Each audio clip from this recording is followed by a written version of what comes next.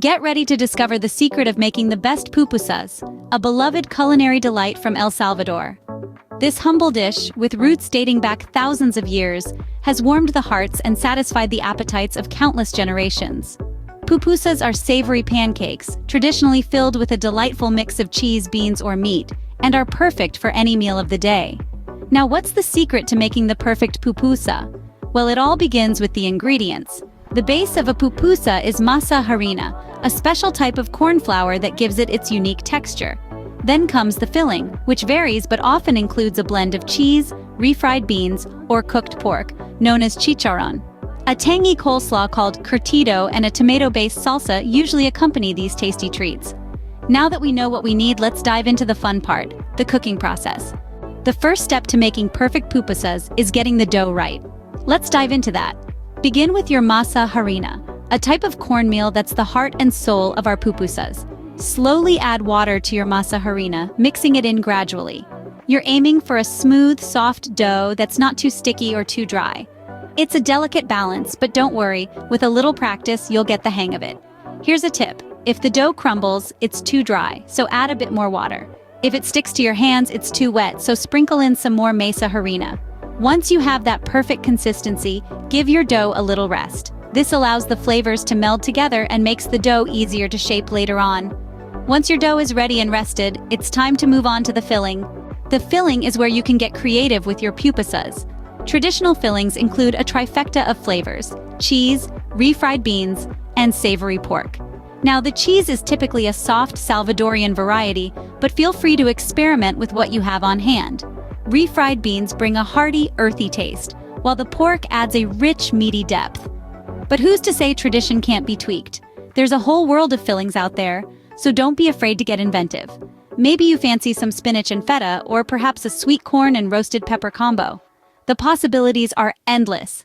Just remember, while it's tempting to load up your pupusas with filling, less is more. Overfilling could lead to your pupusas not sealing properly, and we wouldn't want any of those delicious flavors escaping, would we? With your filling prepared, it's time to bring it all together. Now comes the most exciting part, shaping and cooking your pupusas. We've prepared our dough and our filling, now it's time to put it all together. Begin by taking a golf ball-sized piece of dough. Flatten it gently in the palm of your hand until it's about 1/4 inch thick. You're looking for a circular shape here, but remember, homemade means it doesn't have to be perfect. It's the taste that counts. Once you've got your dough flattened, spoon a generous dollop of filling into the center. This is where the magic happens. Fold the edges of the dough over the filling, enveloping it completely. Then, gently press the dough to seal it, making sure our delicious filling stays put. Now, flatten the filled dough gently until it resembles a thick pancake. Be careful not to press too hard. We don't want any of our filling to escape. And remember, if your dough tears, it's no big deal. Just patch it up with a bit of extra dough and keep going. Once you've shaped your pupusa, it's time to cook it. Preheat a griddle or non-stick pan over medium heat. There's no need for oil or butter here. We want a nice dry cook. Place your pupusa on the griddle and let it cook for about 4 to 5 minutes, until it's a beautiful golden brown. Flip your pupusa and cook the other side for another 4 to 5 minutes. You're looking for a nice, even color and a slightly crispy texture. Once your pupusa is cooked, remove it from the griddle and let it cool slightly on a plate. Repeat this process with the rest of your dough and filling. This might take a little practice, but don't worry. The joy of cooking is in the journey, not just the destination.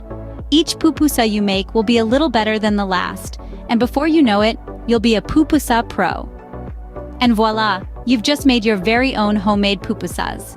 But wait, there's one more step to achieve the perfect pupusa experience. The magic is in the pairing. Traditionally, pupusas are served with a tangy cabbage slaw, known as curtido, and a simple, savory tomato sauce. These accompaniments not only add a vibrant splash of color to your plate, but also provide a delightful contrast of flavors and textures. The crunch of the curtido and the subtle richness of the tomato sauce perfectly balance the hearty pupusa. Now, all that's left is to enjoy your delicious homemade pupusas. Don't forget to share your experience in the comments below.